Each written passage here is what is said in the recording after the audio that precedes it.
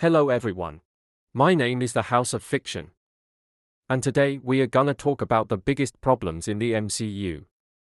The Hulk and Thor are the most disrespected characters in the whole franchise. Let's start with Hulk. One of the most popular characters in Marvel Comics. The story of the Hulk is of a guy who's horrifically abused as a child by his father, which damages his own mental state. Then this damaged and fractured psyche gets set free by the gamma bomb test in the form of the Savage Hulk. All the anger and rage built up to become a rampaging monster, that through time can be directed at the bad guys but never truly escaping the trauma and seeing it all as a curse he wants to be free of.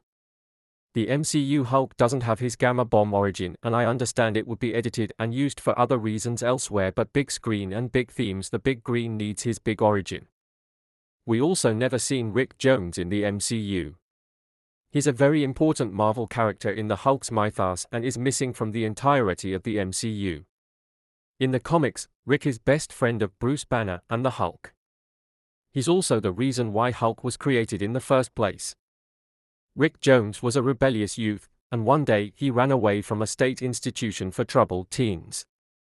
He drove to an army test site, where experiments involving gamma bombs were being conducted. Dr. Banner saw him and got him out of there before the gamma bomb went off. That's when Hulk was able to come out. He is the first member of the Avengers and is essentially the reason they were formed in the first place in the comics. Since he is a hacktivist in the capacity of the Whisperer, it may be revealed that he played a part in the MCU's earlier events by influencing the public's perception of superheroes and the Avengers. He's also partners with the original Captain Marvel. Marvel was a Kree warrior that became a hero and protector of the universe. He's also the first heroes to rival Thanos. He and Rick practically single-handedly ended the first Kree-Skrull War. He has the ability to access and employ the extraordinarily potent Destiny Force, which literally enables him to summon different superheroes from the multiverse or different realities. He would be ideal for a significant part in a storyline that involves the multiverse, Kang, and his versions. He could have been introduced first in the second season of Loki, before taking a lead role in Avengers Dynasty. Rick Jones is the sort of character they could drop in just about any movie or series as part of the supporting cast, as the main character's friend or whatever, and it just works. The writers could even pull a Sentry and say that Rick claims to be part of many of the stories of Phase 1, 2, and 3, including the origin of the Hulk, but no one remembers. Rick Jones is an everyman who ends up part of every hero's story. He's similar to Marty McFly. He's the Billy Baxton of Marvel. Sadly, instead of seeing him pop up in multiple films and TV shows, we get Darcy Lewis. I'm not even joking. She basically takes Rick's role in popping up in other heroes' movies and shows. Why is she even in the MCU at all? She's not even an important character. It's actually crazy how she gets way more screen time than any other character in Hulk's mythos. I mean, I don't want to blame Marvel Studios because Universal Studios still owns rights to Hulk and his supporting characters. It's crazy how we won't be able to see the MCU Hulk story played out. Captain Marvel is already ruined beyond repair since they turned him into an old lady who gets killed by a laser gun. The disrespect towards this legacy character is crazy. Maybe someday in the future, Marvel will say that woman is actually just a relative and the real Marvel is out there in the MCU. Anyway, back to the Hulk. Hulk in the comics is a powerhouse that both heroes and villains are utterly terrified of, but he still has friends, Rick, She-Hulk, and Spider-Man to an extent. The Incredible Hulk film had a great job portraying this. Showing the Hulk as this being that wants to be left alone and doesn't want to hurt anyone but gets constantly attacked by outside forces. Mostly the military and his greatest enemy Thunderbolt Ross. Considering that Ross is the father of Bruce's love interest, Betty Ross. Betty is the key to Hulk. She keeps him calm, but her being always with him keeps getting her in constant danger. That's what makes it a tragic love story. Hulk is one of the only heroes that doesn't get the girl. He is a tragedy of our time. An abuse survivor who is constantly battling his trauma and doing everything in his power to accept it and keep it from ruining his life. After years of looking, he eventually realized that there is no real cure for what he has endured. Only control and acceptance will he be able to become a better person. Watching the 90s cartoon and reading the comics when I was young, watching the Hulk struggle time and time again not just with villains of danger but his own mind, with the cruelty of life itself.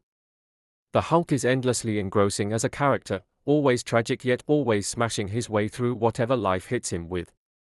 The Hulk is more than simply power, he is also tenacity and healing. He constantly strives to improve himself. He's one of my favorite characters growing up. Right next to Spider-Man and Wolverine. While in the MCU, he is in complete sync with the Hulk and can change a lot at will. Bruce Banner is a scientist guy who says stupid things, but he never digs further into his shattered tragic side. He is similar to Dr. Jekyll and the Hyde. It's a curse to know that you will ultimately transform into a monster that harms others around you. You take out Mr. Hyde, then you're just left with Dr. Jekyll. In a few instances in Avengers 1, they effectively conveyed his level of threat, but after that, he hasn't done so. He's kinda there in Age of Ultron and is just there to fight the Hulkbuster. Also, his relationship with Black Widow is so stupid. I'm pretty sure majority of Marvel fans thought this was one of the most cringe-endorsing couples in the MCU. For many reasons. Like what I know Universal still has rights so they couldn't bring Betty, but they literally got her dad in Civil War, and that's another mistake because anyone else could have filled his role in that movie. It's not because it's not in the comics, it's just an out of nowhere, nothing in common relationship. Comic book Black Widow is with Bucky aka the Winter Soldier, and that makes way more sense considering that they are both 100-year-old assassins with dark and disturbing backstories that were experimented on secret organizations. The writers could have easily made Natasha and Bucky a couple in the MCU. The next film that the Hulk is in is a movie that is loved by MCU fans and hated by comic book fans. It's basically a buddy cop film with Hulk and Thor, with Hulk being a dumb child that enjoys gladiator death matches. This is nothing like the source material. To all you moviegoers, in the comics Iron Man, Doctor Strange, Mr. Fantastic and Black Bolt send Hulk to outer space because they believed that Hulk was too dangerous for planet Earth. Hulk lands on planet Sakaar and is forced to fight in gladiator death matches. Planet Sakaar is ruled by the Red King. He's pretty much like Emperor Commodus, the main antagonist of the 2000 historic action film Gladiator. Now that you think about it, this Hulk storyline is kinda like the movie Gladiator. This story also has Hulk gain new friends and allies. That being Korg and Meek. Yes, Korg and Meek are Hulk's friends, not Thor's friends. Korg and Meek are much more serious characters with lots of depth. They aren't comic relief or some Taika Waititi inserts. The film also forgot to add Kyra, the Hulk's wife. Former slave to the Red King, she worked her way up to becoming the lieutenant of his army. Eventually, she turned on the king and allied with the Hulk. The two eventually married and had twins, Scott and Hero Carla. So it's pretty weird that the filmmakers didn't bring this character into the movie. Especially with Scott is now in the MCU and MCU fans are pondering of who did Hulk smashed. We may never know. Anyway, back to the story. Hulk leads a rebellion against the Red King and his oppressive empire. He's seen as a hero to a new world. He becomes king of Sakaar, has a family and found people that don't see him as a monster. He finally found his place in the universe. Sadly, this doesn't last long. Meek betrays the Hulk by organizing a bomb detonator that ultimately killed many of the civilians of Sakaar, including Kyra. Once again adding another tragic moment in Hulk's life. Planet Hulk is one of the greatest stories ever told in comic books history, and the MCU decided to mash it together with Thor Ragnarok and is now seen as a SNL comedy skit. Look, I get that not everything needs to be accurate like the source material. And there's nothing wrong with that. However, seeing someone like Thor be turned into a clown is something that should have never happened. MCU Thor acts more like comic book Hercules than the God of Thunder. And now we must talk about the moment where the MCU killed the Hulk. The Hulk's battle against Thanos was the beginning of Hulk's character assassination. That entire fight made Thanos look like a badass while making Hulk look like a jobber. Hulk is supposed to be strongest there is. I'm not saying he's unbeatable, but he's supposed to be the most powerful and dangerous hero in the Avengers. Him losing in a hand-to-hand fisticuffs with Thanos was a bad move. This is what should have happened. Thanos grabs the Tesseract out of Loki's hands and destroys it, revealing the Space Stone. He put the Space Stone in his gauntlet and now has 2 of the Infinity Stones, the Space and Power Stone. At this moment, Hulk immediately attacks Thanos, and this how their brawl goes down. The fight between the two is destructive. Everything around them is getting destroyed. At first they're evenly matched, but later in the fight it seems like Hulk is getting more stronger and stronger by each second. Thanos can't believe that this monster is not only capable of overcoming 1 but also 2 Infinity Stones. The fight is even more chaotic and destructive as Thanos uses the full power of the Power Stone, and Hulk gets even more ticked off and powers up even more due to his rage. The battle between Hulk and Thanos is so chaotic that their fight is creating shockwaves, and these shockwaves are hitting nearby planets and the people that reside on them. Even people on Earth are feeling the effects of this fight. The heroes of Earth are trying to save as much civilians as they can from getting hurt from the chaos of this battle. Thanos is seen beaten, battle damaged, exhausted, and had used all the power he had. As for the Hulk, at first it looks like he's covered battle damages as well, but then he starts to regenerate his wounds from the battle. Hulk continues his battle against Thanos. Thanos is in shock that the monster known as the Hulk would give him this much trouble. Before Hulk lands the finishing blow, Thanos with his quick thinking uses the Space Stone and teleports Hulk to Earth.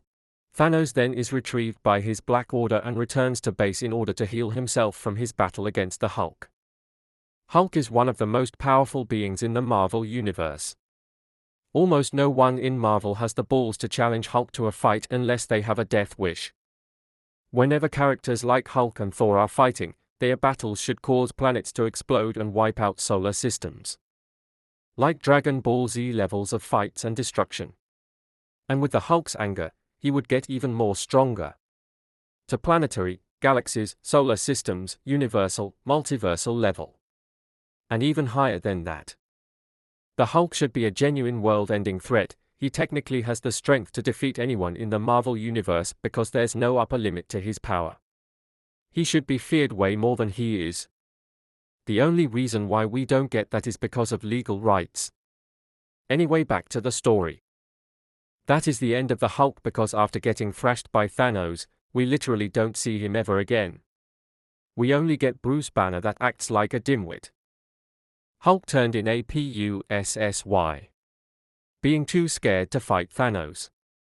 He should have fought Cull Obsidian and Ebony Maw with Doctor Strange and Iron Man. And he definitely should have been in the Battle of Wakanda with the rest of the Avengers. In Endgame, he should have made amends with his former teammates and worked together to defeat Thanos. With Hulk transforming into his Worldbreaker state and destroying most of Thanos' army. He could have been the one to almost kill Thanos instead of the Scarlet Witch. Or even be the one to stop Thanos from snapping his fingers instead of Captain Karen.